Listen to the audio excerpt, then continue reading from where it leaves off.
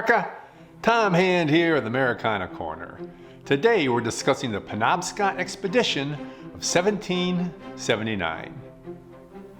The greatest naval disaster in our nation's history, except for Pearl Harbor, was a largely forgotten episode that took place on the remote coast of Maine in the summer of 1779. That year, Lord George Germaine, the British Secretary of State for the American colonies, decided to establish a northern foothold on the coastline between Boston and Halifax to better suppress smuggling that was rampant in New England. To that end, Sir Henry Clinton, the commander of British forces in North America, sent a contingent to Penobscot Bay, one of the best natural harbors on the Atlantic seaboard.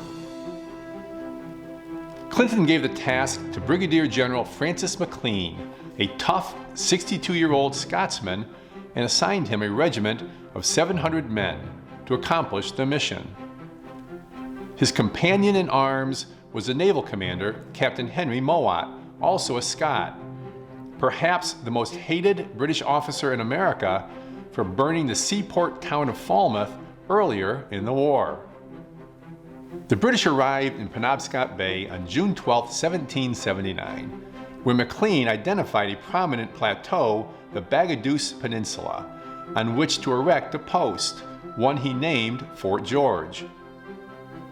Word of the unwanted British visitors in Penobscot Bay arrived in Boston, about 240 miles away, on June 18th, initiating a flurry of activity, including gathering supplies, assigning commanders, and assembling the militia.